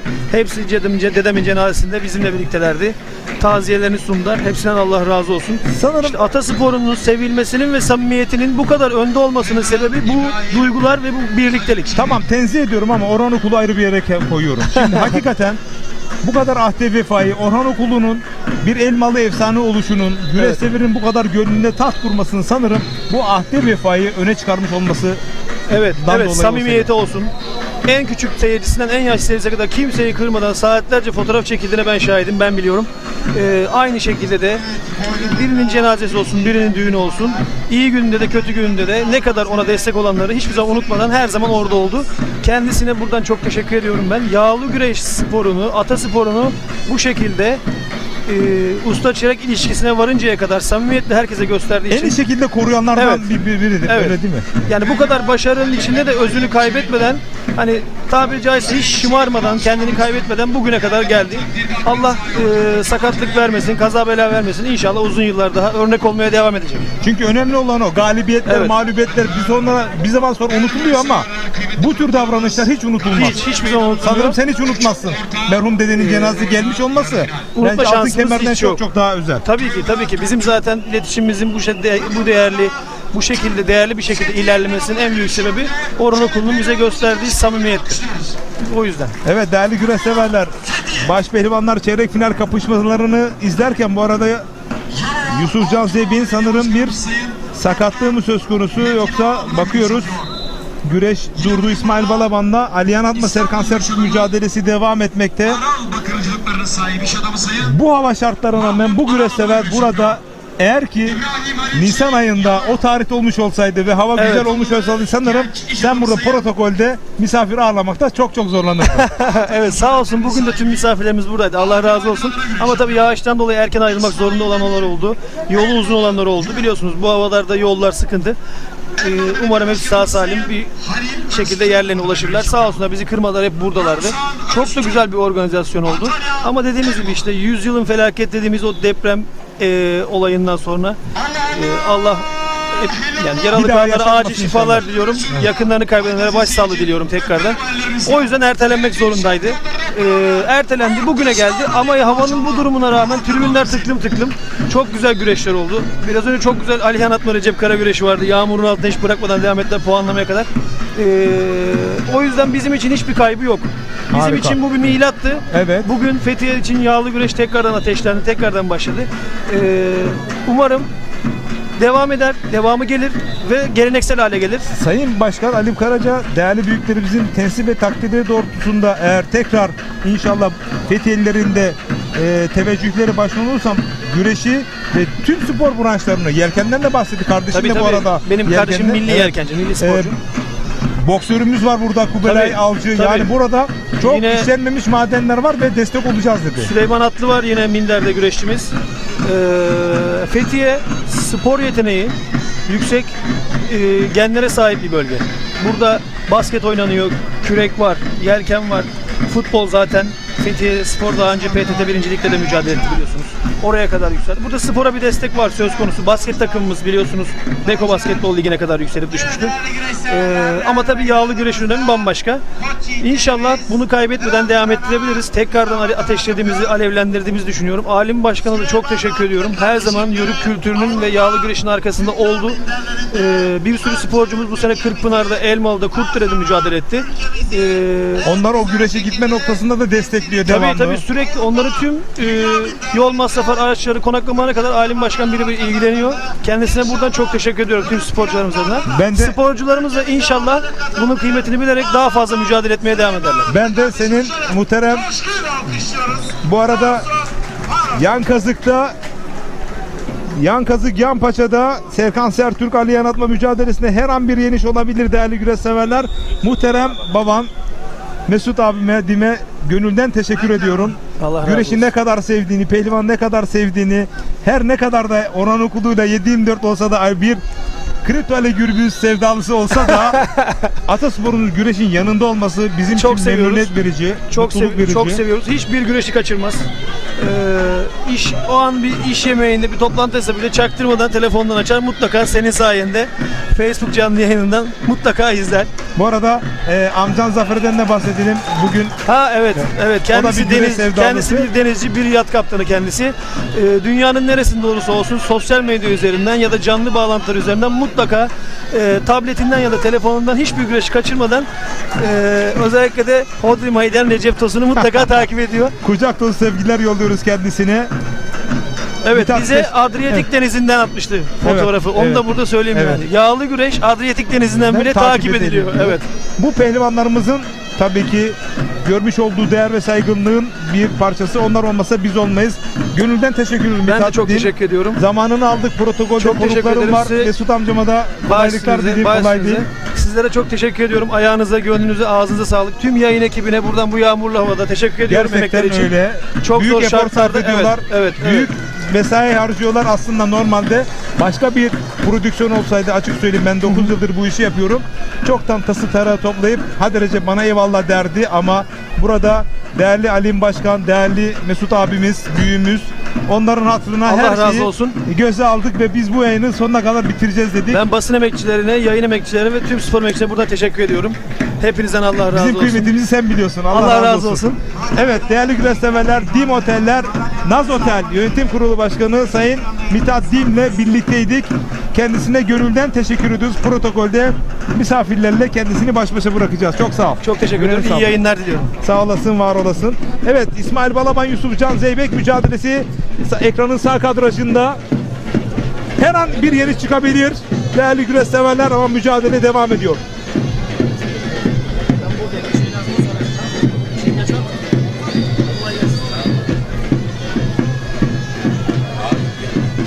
Sağ olsun, zor şartlarda yayın yaptığımızı dile getirdi Mithat Dim. Bizi anlaması çok çok özel ve anlamlı. Eminim ki rejideki değerli çalışanlarımız, kameramanlarımız ve prodüktörümüz Fatih Bedir kendisini takdir etmiştir. Bu arada çift sarmada Yusufcan Zeybek ekranın sağında havalandırdı. Bir anda İsmail Balaban açık düşürebilirdi, toparlandı. Hemen açık düşürebilirdi.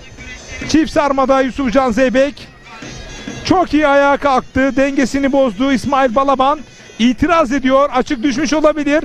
VAR'dan izlenmesi konusunda kule hakemlerine bir istekte bulundu ama kule hakemleri el işaretiyle devam etmesi konusunda kendisini bir kez daha tekrar alacağız. Değerli Fatih Bey'de teşekkür ediyorum. Bakın, çift sarmadan yüklendi. İki ayağıyla da bir anda doğruldu İsmail Balaban. Oradan sağ kalçasının üzerinden yarım açılmış. Bence verseler kimse neden verdin demezdi. Bence yani yarım açılmış verilebilirdi ama güreş tekrar devam ediyor. Bu arada eski pehlivan dostum Hasan Altın'ın mahtumu sakatlığından dolayı ameliyat oldu. Furkan Durmuşaltın abi, iyi yayınlar diliyorum. Tüm güreşçi arkadaşlarıma, abilerime, kardeşlerime kolaylıklar diliyorum. Bu havada güreş yapmak kolay değil. Onların yanındayım diyor. Selamlar yolluyor Furkan Durmuşaltın. Dış kastakta ekranın sağında.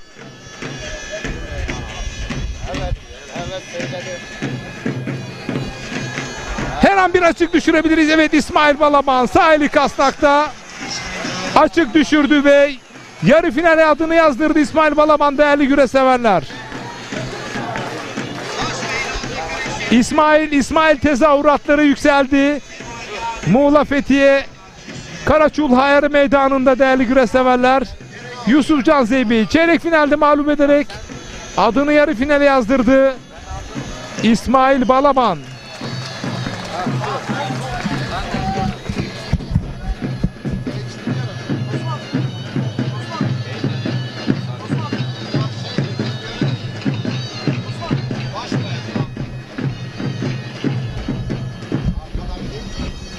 Osman Aynur da rakibini yenerek adını yarı finale yazdıran isim oldu değerli güreş severler. Aliyan Atma mı, Serkan Sertürk mü ekranda kalan mücadele paçakazıktan havalandırıyor.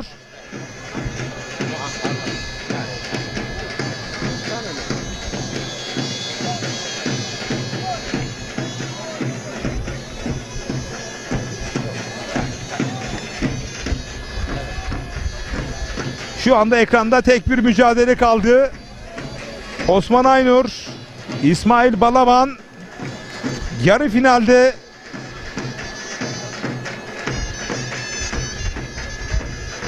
Osman Aynur Ünal Karaman'ı mağlup etti. İsmail Balaban Yusufcan Zeybek'i.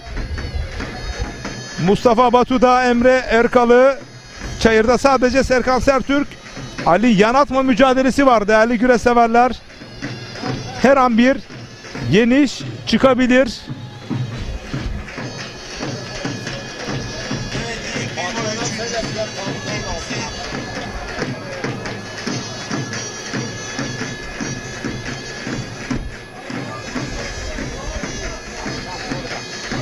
Balıkesir'den İzzet Tığlı tüm güreşçi kardeşlerime başarılar demiş. Her iki baş pehlivan da ortak oyunda değerli güreş severler. Evet, bir anda açık düşürdüm. Hayır, devam.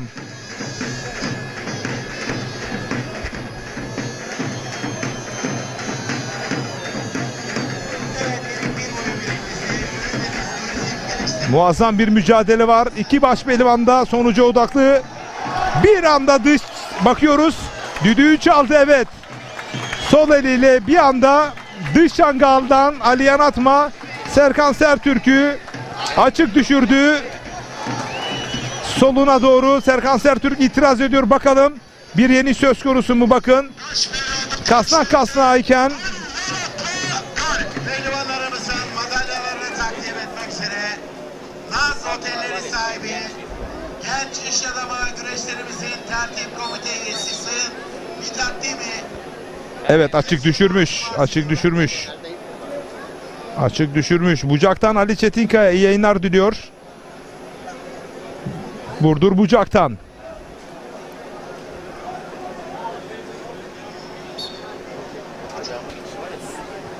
Evet, yarı finalistler belli oldu işte. İsmail Balaban, Yusuf Can Zeybek mücadelesinin son anları ekranlara geliyor.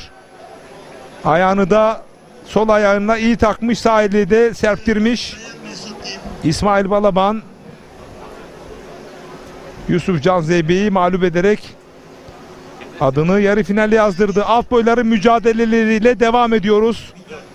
Değerli güreş severler. Büyük boy pehlivanlarımızın puanlama saati gelmiştir.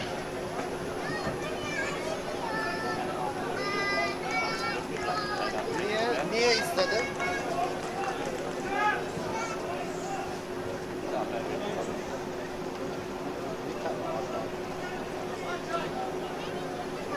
O da bitti.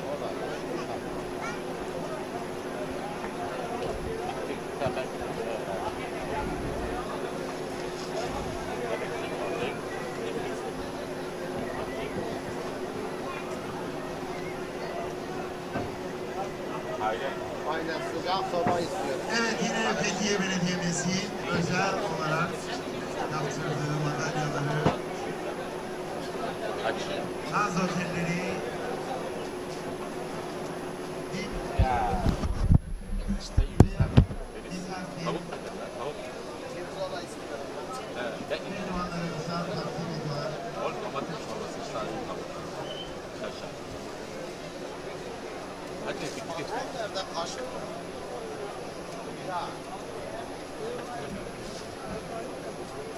Tamam, gel şey yapma, bak kızım yağmurda yok. Toplu içine. Millet açtı. Tamam. İbo'yu nerede? Evet, Naz Otelleri. Ama çağır İbo'yu ara, sonra gelsin. Ben görsem çağır. Gerçi bak inan ki kabul var. Başarılarının devamını diliyoruz. Minik 2 boyunda madalya töreni. En azından bir şu metreki 2 tane kablo alır, hemen toplanırız. Tamam, çağırın. Bunu ben arayayım. Arayayım. Evet, minik 2 boyunda madalya töreni. İbo'yu arayın, İbo'yu.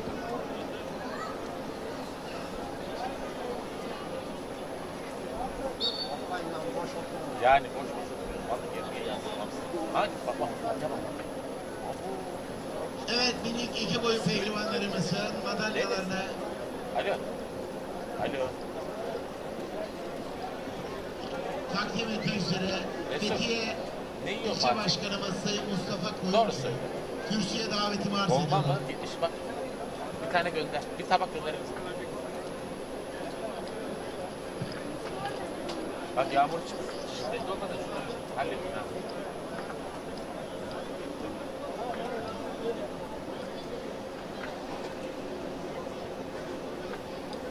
Her şey bizden değil. İş bize de gönder. Başaltı pehlivanlarımızın puanlama saati gelmiştir.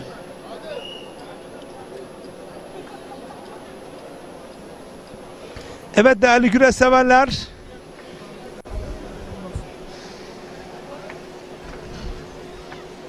Lider Haber TV, Ekin Türk TV ve Rumeli TV ortak canlı yayın ağıyla Muğla, Fethiye, Karaçulha Er Meydanı'nda baş pehlivanların yarı final mücadeleleri birazdan yapılacak.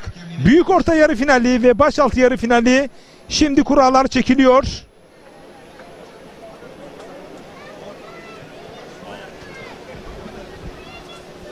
Bu arada bu akşam saat 22.00'da Lider Haber TV'de Serhat Ulueren'in deneyimli spor müdürünün Telegol programı saat 22.00'da Lider Haber TV'de, sakın kaçırmayın, özel konuklarıyla yine gündeme damgasını vuracak. Teşvik bir boyunda madalya töreni. Bu arada Muğla Göcek'ten Hakkı Güzel ve Bahri Ugan tüm pehlivan kardeşlerimize başarı dileklerinde bulunuyoruz mesajını yollamış. Çok değerli büyüklerimiz Hakkı Güzel ve Bahri Ugan'a selam, saygı ve hürmetler yolluyoruz. Ve yine kimse yokken, yani bizler de yokken, tam 30 yıl önce bu er meydanlarındaki güreşleri elinde bir kamerayla o zaman kasete çekilirdi. Mehmet Tıkır değerli büyüğümüz bizleri izliyorlarmış. Onlardan almış olduğumuz bayrağı biz şimdi dalgalandırmaya çalışıyoruz ama onların kestiği tırna kadar olamayız. Mehmet Tıkır büyüğümüz o yoklukta efsane işlere imza attı. Selam, saygı ve hürmetlerimi yolluyorum. Ellerinden öpüyorum Mehmet Tıkır değerli büyüğümü.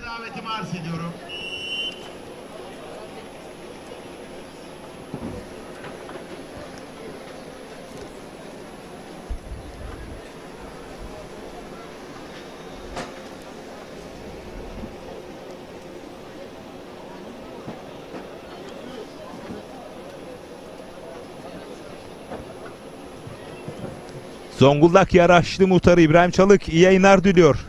Teşekkür ediyorum değerli büyüğüme.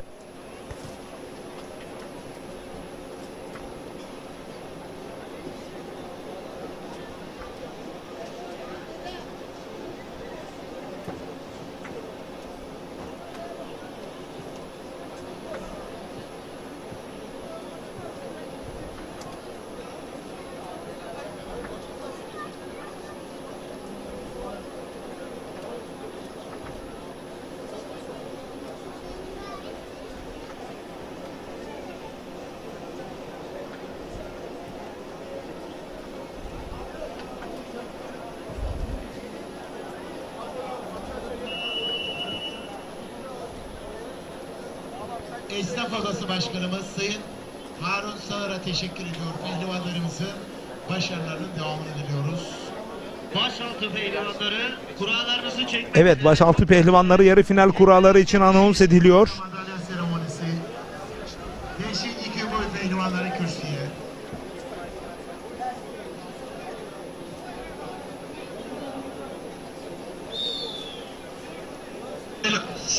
Baş pehlivanlarımız koç yiğitler yarı final kurallarınızı çekmek üzere çok acele er meydanındaki yerlerinizi alın Said Aslanlar. Evet, baş pehlivanlarda yarı final kuralları için anons edildi. Sadece 3 dakika çok kısa bir reklam arası, daha sonra başaltı yarı finali ve baş pehlivanlık yarı final kurallarıyla Muğla Fethiye Karaçulla Er Meydanı'nda Lider Haber TV, Ekin Türk TV ve Rumeli TV ortak canlı yayın ağıyla birlikte olacağız. Bizden ayrılmayın. Sadece 3 dakika.